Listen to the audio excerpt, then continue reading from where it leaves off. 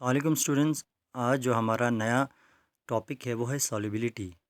Chemistry की ज़बान में सॉल्युबिलिटी उसे कहते हैं किसी भी ज़्यादा से ज़्यादा सॉल्यूट का हल हो जाना अगर सॉल्वेंट 100 ग्राम का हो, जिसके नतीजे में जो सॉल्यूशन बने वो सैचुरेटेड हो और कोई ख़ास टेम्परेचर पर। ख़ास टेम्परेचर से मुराद अगर आप 40 पे तजर्बा कर रहे हैं तो 40 मेंटेन रखना चाहिए जब तक ये प्रोसेस कंप्लीट ना हो। अगर 25 पे है तो आप 25 टेम्परेचर को ना बढ़ने देंगे ना कम होने चाहिए, तब जाके ये सॉल्युबिलिटी कहलाएगा। इसी तरह इसको हम मज़ीद डिटेल यूँ कह सकते हैं, जैसे आपको स्टूडेंट पता है कि हर सब्सटेंस की मुख्तलिफ़ सलाहियत होती है हल होने की किसी एक ही सॉल्वेंट के अंदर। टेम्परेचर भी ख़ास हो, कोई फ़िक्स टेम्परेचर हो। जिसके एक एग्ज़ाम्पल जैसे सोडियम क्लोराइड की जब सॉल्युबिलिटी की बात करते हैं तो वो 100 ग्राम वाटर के अंदर अगर टेम्परेचर 100 डिग्री सेंटीग्रेड है तो उस वक़्त उसका 39.12 ग्राम हल होगा। जबकि यही बात अगर हम सिल्वर क्लोराइड की बात करें, वाटर का जो सॉल्वेंट है वो 100 ग्राम फिक्स हो, टेम्परेचर भी 100 डिग्री सेंटीग्रेड हो, लेकिन उसमें सिल्वर क्लोराइड होगा 0.002 ग्राम उसके अंदर डिज़ोल्व होगा। तो इससे आपको पता चल रहा है कि सोडियम क्लोराइड पानी के अंदर ज़्यादा हल होता है सिल्वर क्लोराइड से। इसी तरह अगला टॉपिक है student general principle of solubility, यानी सॉल्युबिलिटी के लिए कुछ उसूल हैं। सबसे पहले है कि लाइक डिज़ोल्व लाइक। इससे क्या मुराद है? यानी एक जैसे एक दूसरे में हल हो सकता है वो तमाम सब्सटेंसेस जिनके इंटरमॉलिक्यूलर फोर्सेस जो है एक जैसे हो तो वो एक दूसरे में हल हो सकते हैं। इसको थोड़ा सा मैं डिटेली आपको समझाता हूँ। जैसे आयनिक और पोलर सॉल्यूट हैं, ये जो है एक दूसरे में या पोलर सॉल्वेंट के अंदर ये डिज़ोल्व हो सकते हैं। ये जो आयनिक और पोलर का कंसेप्ट मैंने पिछले वीडियोस में जब आयनिक कंपाउंड का चैप्टर उसमें दिया हुआ है, वहाँ से आप डिटेल इसको समझ सकते हैं स्टूडेंट्स। अब इसकी एक एग्ज़ाम्पल से आपको समझाते हैं। जैसे सोडियम कार्बोनेट है या चीनी वगैरह, शुगर है, अल्कोहल है, ये सारे क्या हैं? पोलर हैं। तो ये पानी के अंदर हल होते हैं क्योंकि पानी भी एक पोलर है। तो पहला आपको ये लाइक डिज़ोल्व लाइक का समझ में आएगा। इसी तरह दूसरा non polar solute dissolve in non polar solvent, यानी नॉन पोलर में ही डिज़ोल्व होगा। जैसे ऑयल, पेंट, ये सारे नॉन पोलर हैं। ये हल होते हैं ईथर के अंदर क्योंकि ईथर भी एक नॉन पोलर है। इसी तरह वैक्स, मोमबत्ती वगैरह या मक्खन, ऑयल वगैरह, ये बेंजीन के अंदर हल होते हैं, पानी के अंदर हल नहीं होते क्योंकि बेंजीन भी एक नॉन पोलर सब्सटेंस है जबकि पानी पोलर है। इस वजह से जो है नॉन पोलर में हल होगा। दूसरा जो जनरल उसूल है वो ये है कि सॉल्यूट जो है सॉल्वेंट के अंदर इंटरेक्शन करे, यानी इसकी बॉन्डिंग को तोड़े, चाहे इंटरमॉलिक्यूलर फोर्सेस का हो या कोवलेंट हो, तब जाके ये सॉल्युबिलिटी होगा।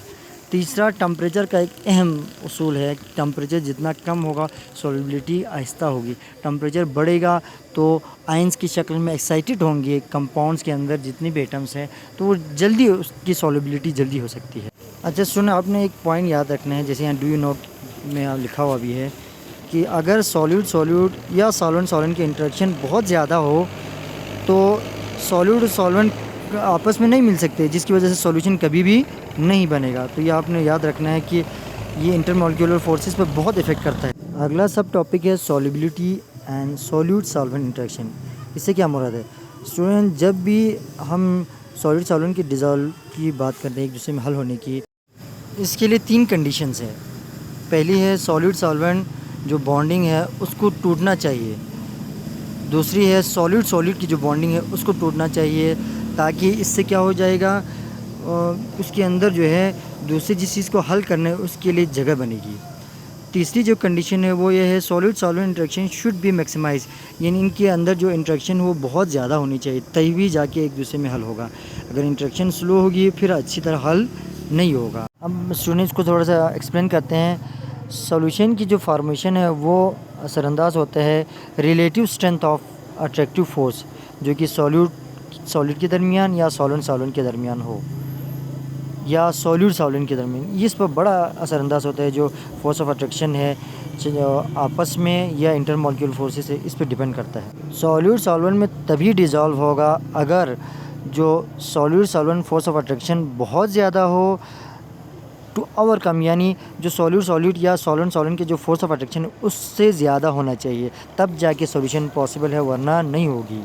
और इसी तरह स्टूडेंट सॉल्यूट सॉल्वेंट में हल नहीं होगा अगर जो फोर्स ऑफ अट्रैक्शन है वो कम हो, इंडिविजुअल जो सॉल्यूट और सॉल्वेंट के आपस की जो इंटरमॉलिक्यूलर फोर्सेस है उससे अगर कम हो जाए तो सॉल्युबिलिटी नहीं होगी।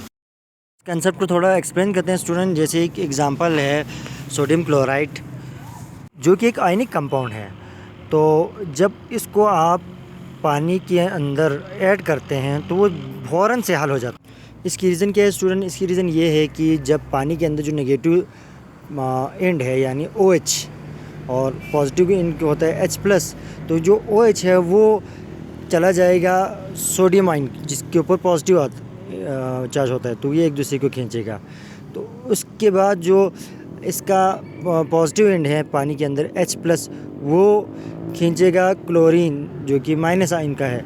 तो इन दोनों के दरमियान जो इंट्रैक्शन की वजह से एक सॉल्यूशन बनता है। अब इस सॉल्यूशन की बनने की वजह ये है कि जो सॉल्यूट का जो इंट्रैक्शन है वो कम होता है, जो कि उसके अंदर सॉल्यूशन जो बन रहा है उसका इंट्रैक्शन यानी फोर्स ऑफ अट्रैक्शन वो बढ़ जाता है, जिसकी वजह से बनता है। जैसे कि आपको फिगर स्टूडेंट नज़र आ रहा है 6.3 के अंदर सोडियम क्लोराइड, जिसमें क्लोरीन को पर्पल से और सोडियम को ग्रीन से शो किया गया है, तो क्लोजली पैक हैं। जब उसको पानी में डाला जाता है फिर ये आप देखें वाटर मॉलिक्यूल्स भी इसमें आपको नज़र आ रहे हैं। सोडियम क्लोराइड, क्लोरीन जो है अलग से आयंस की शक्ल में जो है plus charge hydrogen partial plus की तरफ जा रहा है, जबकि सोडियम जो है OH माइनस पार्शियल माइनस की तरफ बढ़ रहा है। तो इस तरह से ये आपस में सॉल्व हो जाते हैं, एक सॉल्यूशन बन जाता है।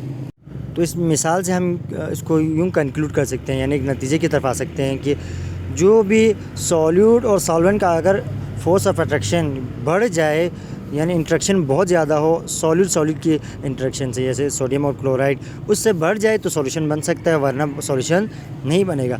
अगर सॉल्यूट सॉल्यूट जैसे वाटर का हो या NaCl का हो, इसकी जो इंट्रैक्शन बढ़ जाए तो फिर कभी भी सॉल्यूशन नहीं बनेगा। तो उम्मीद है स्टूडेंट आज का ये टॉपिक आपको अच्छे से समझ में आया होगा। मज़ीद केमिस्ट्री के इंटरेस्टिंग टॉपिक और कंसेप्ट के साथ अगले वीडियो में दोबारा मिलते हैं, तब तक के लिए अल्लाह हाफ़िज़।